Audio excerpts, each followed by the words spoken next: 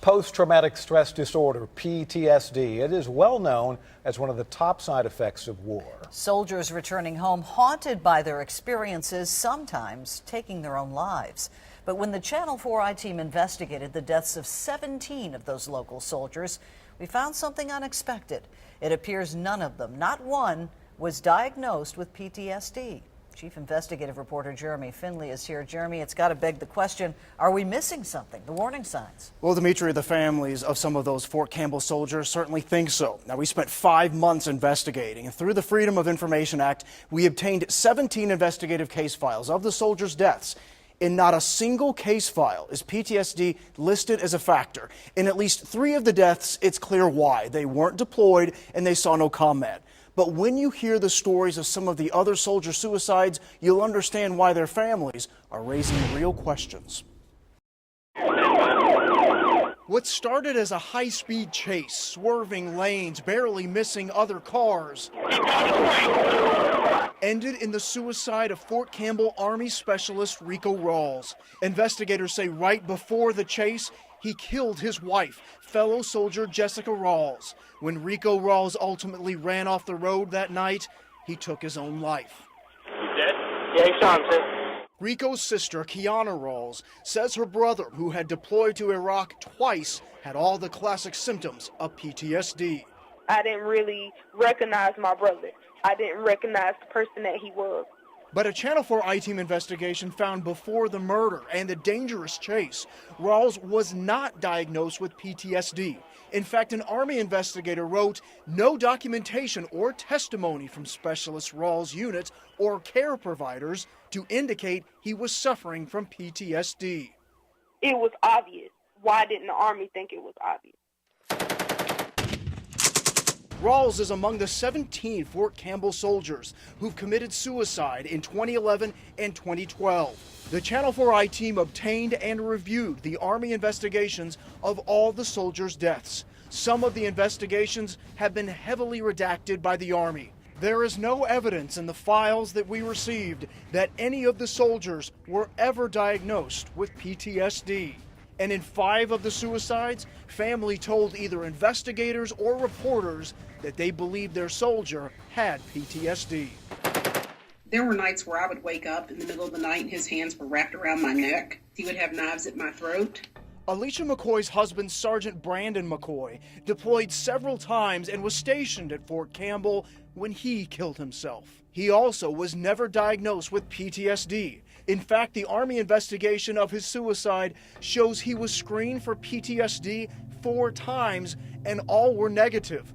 The Army investigation reads he likely killed himself because he was under criminal investigation. His wife says he was innocent. I think the Army is trying to find a lot of people not having PTSD because they're realizing that it is a bigger problem than they ever thought they had. In the 17 deaths, none of them, it appears, were diagnosed with PTSD. Does that suggest that there are serious cases of PTSD that are going undiagnosed? There are cases where the main situation tends to be best labeled with a different label, such as depression. Dr. Joseph Wise of Fort Campbell's Behavioral Health Department could not comment on the 17 deaths because of Army privacy rules. But he says in order to diagnose PTSD, the soldier must show certain criteria. And he says just because someone is suicidal doesn't mean they have PTSD. It's not necessarily true that every patient that has PTSD commits suicide and vice versa. But this soldier's wife believes in some cases, military doctors are changing PTSD diagnoses. Melissa Burgess's husband is not among the 17 suicides, but she says he could have easily been. Look at his medical records. He experienced numerous traumatic experiences, including direct fire and witnessed death. He had trouble sleeping, thoughts of harming himself, and anger so explosive he once destroyed a laundry room. And while stationed in Italy, he was diagnosed with PTSD. But when he was sent to Fort Campbell and saw a new doctor on base, Melissa noticed they were having a hard time getting his medication filled. That's when we discovered that they had changed his diagnosis from severe chronic PTSD to adjustment disorder. When Burgess read her husband's records and saw the Fort Campbell doctor wrote the PTSD diagnosis had little supporting clinical evidence, she had real questions for that Fort Campbell doctor. That you are not only putting him at risk, but you are putting me and my children at risk.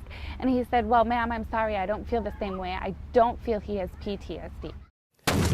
Again, the military could not discuss specific soldier cases. And the largest problem may be the soldiers' fear of losing their military career.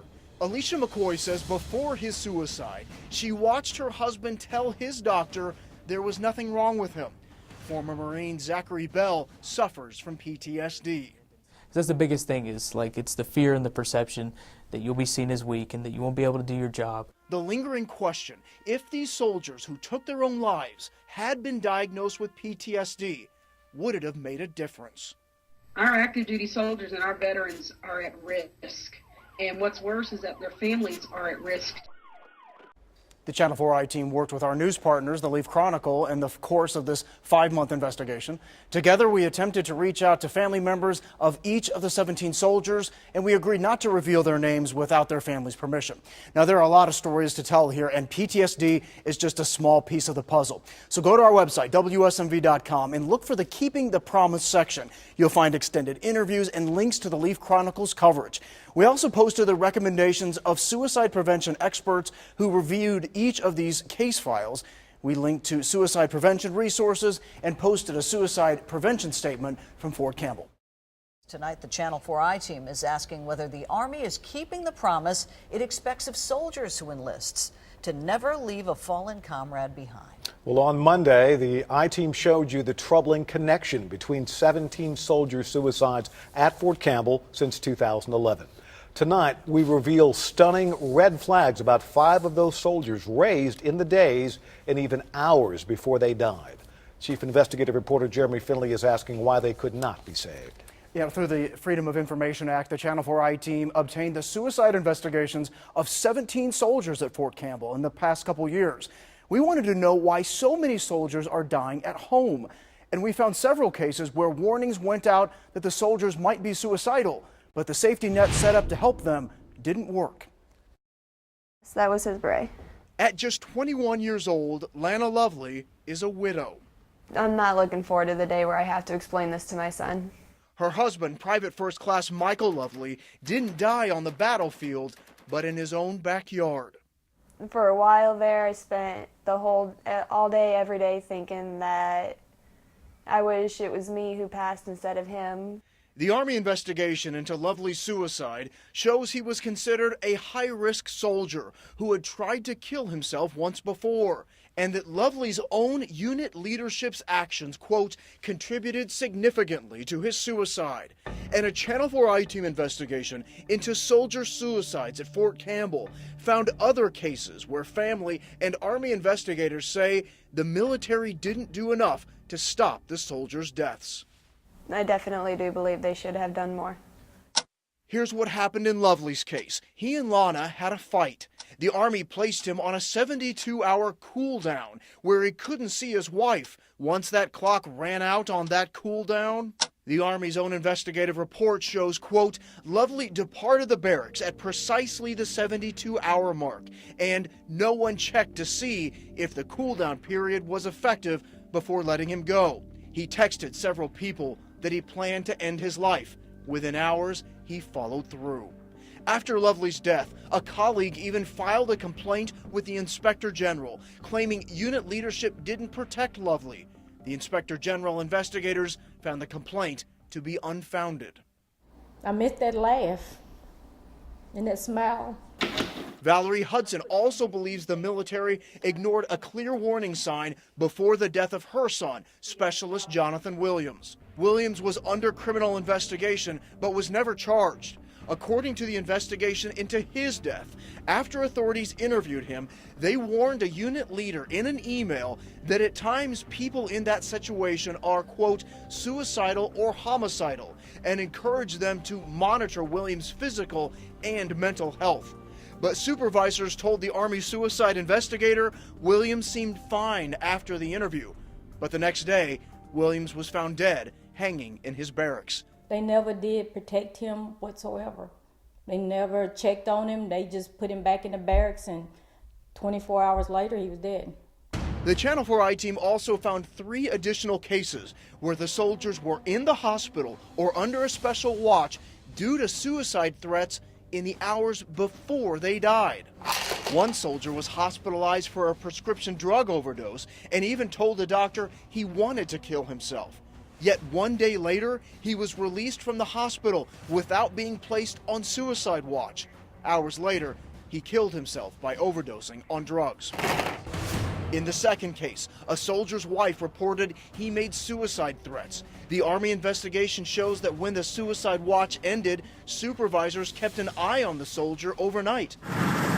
Hours after a sergeant drove him home, he drove to another state and ended his life. This Army investigation shows another soldier tried to hurt himself. The afternoon after he was discharged from the hospital, his commanders informed him he would be disciplined for a prior issue. About 5 hours later, he was found dead in a hangar at Fort Campbell. Suicide prevention experts couldn't comment on these specific cases, but say there are limits to what the Army can do in cases like these. We can't do much more to hold those individuals because they have rights. There's not much we can do except try to encourage them to get the help that they need. Officials with the Army and Fort Campbell would not comment about specific cases, but did answer this question at a press conference about the base's new center designed to help soldiers handle stress. Do you wish that this center and the military's attention to suicides would have happened years ago? Should it have been more of a priority years ago? It's really hard to Monday morning quarterback, after the Super Bowl. It's really hard to say, who could have predicted? Now, family members of 2 of those 5 soldiers told the I-Team they don't blame the military, including Michael Lovely's mother, who says that she believes the Army did everything it could for him, and we were not able to reach out to the relatives of the 2 other soldiers.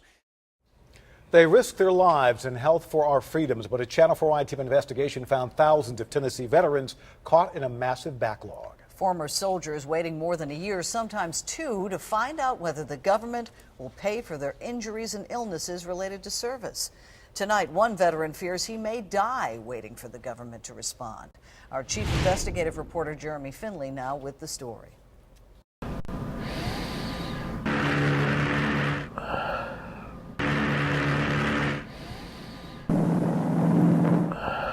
Kenneth Moore's past is threatening his future. While he suffers from the effects of Agent Orange, it's been on 40-something years. The worst pain, he says, didn't come from war.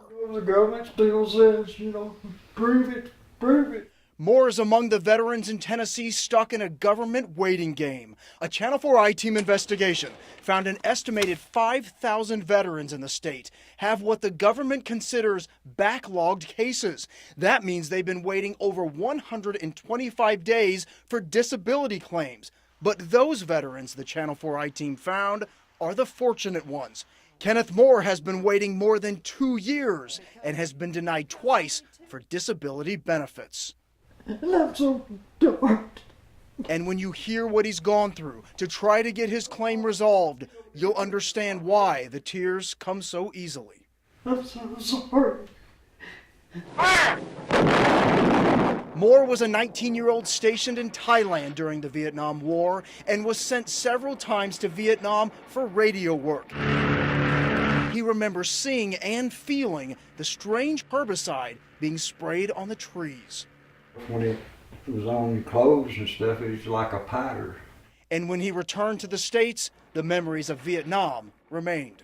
I had to take medication because of the nightmares. Even today, I still take medication for the nightmares. After he started having heart and lung problems, he filled out a disability claim with the VA. His discharge papers clearly state Vietnam Campaign Medal. He had an Agent Orange specialist with the VA diagnose him with heart disease and was placed on the Agent Orange registry. Another doctor diagnosed him with PTSD.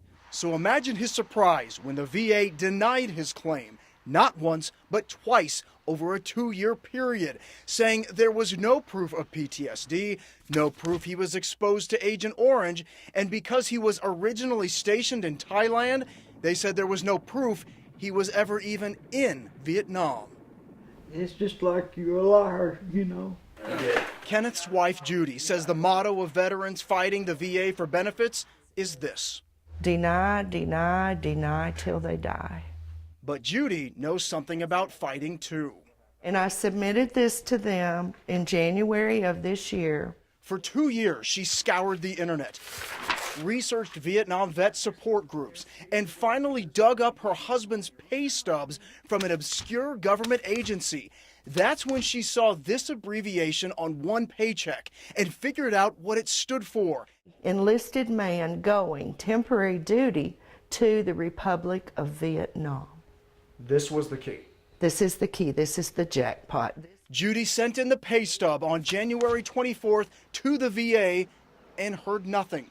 The Channel 4 I-team started asking the VA questions on June 13th. The very next day, the VA emailed us this letter stating that Moore's pay stub proved he was in Vietnam and was exposed to Agent Orange. Yes, we're working and we could work a whole lot more. That's Edna McDonald, the director of Nashville's Veterans Affairs Office. When she spoke at this legislative committee in March, she admitted her office had too many backlog cases. We know we still have some work to do there.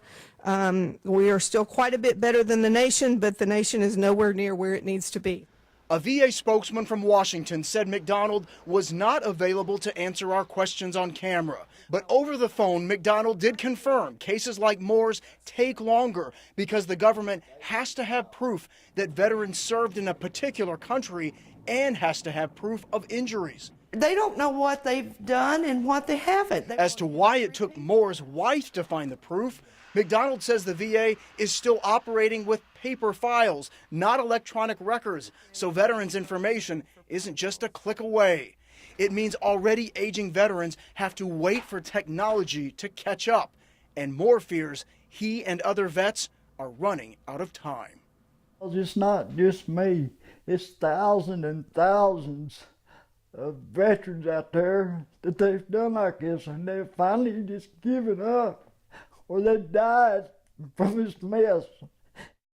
Kenneth Moore still isn't getting his benefits. He received a letter this month saying the VA wanted him to have another exam to determine if he has PTSD. 10 years of war in Afghanistan and Iraq left the government responsible for the care of hundreds of thousands of wounded soldiers. But many of those wounded warriors say they find themselves having to pay for their own medical care while waiting out the benefits process even the government admits is taking too long.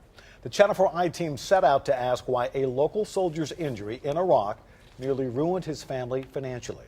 That veteran's waiting game ended almost as soon as the I-team started asking questions. Here's the I-team's Kimberly Kurth with our latest Keeping the Promise investigation.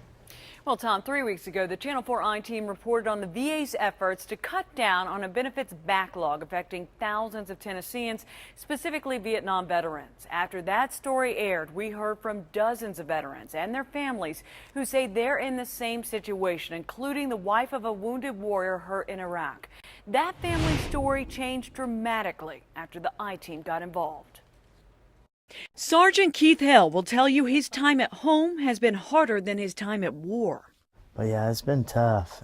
Hale was severely injured as an Army sergeant serving in Iraq. That was in June 2010. Since then, he has been struggling with a traumatic brain injury, hearing loss, PTSD, and nerve damage in his right leg. Damage so bad, he has to use a wheelchair or a scooter to get around. We're just in survival mode, right now. It's just make sure the kids have something to eat and make sure there's a roof over your head and make sure he gets to appointments. Keith and his wife, Tiana, tell us they've been fighting to get disability benefits from the VA since 2010.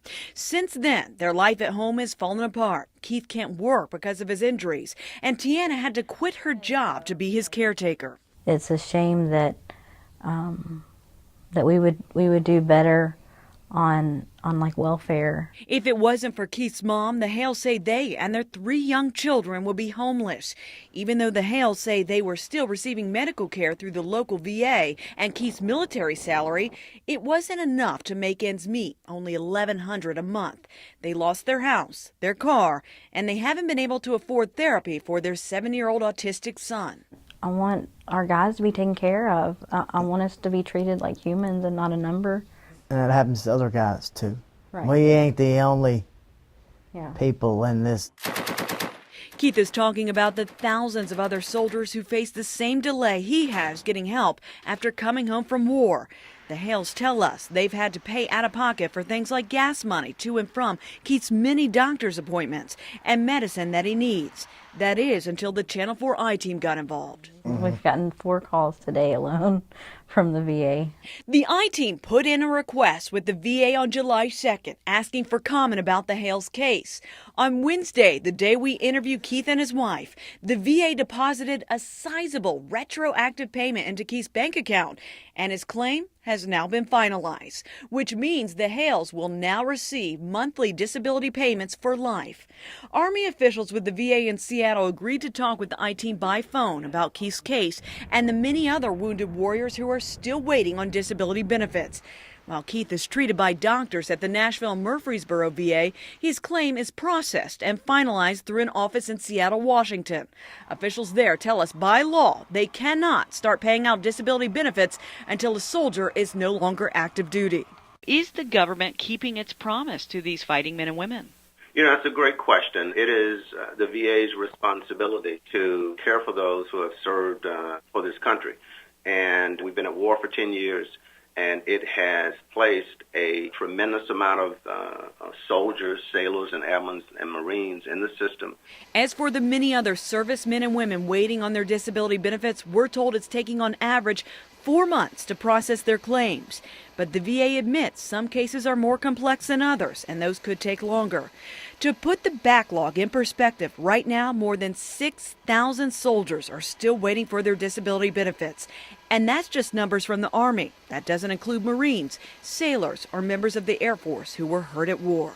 You see on the news every day, we're sending money to all these foreign countries. And I don't know why the hell we can't be getting our checks. Sergeant Keith Hale was injured in 2010 but wasn't officially discharged from active duty until February of this year. The VA says the reason they keep soldiers like Hale on active duty for so long, even after they're injured, is so that they will continue getting their military salary and benefits while their claims are processed. While the VA says it only took 132 days to process Keith's claim, the Hales see it much differently. They say it was a long 3 years from the time he was injured, and in that time, the Hales say they went 6 months with no income at all coming in from the military. Demetria. Kimberly Kurth.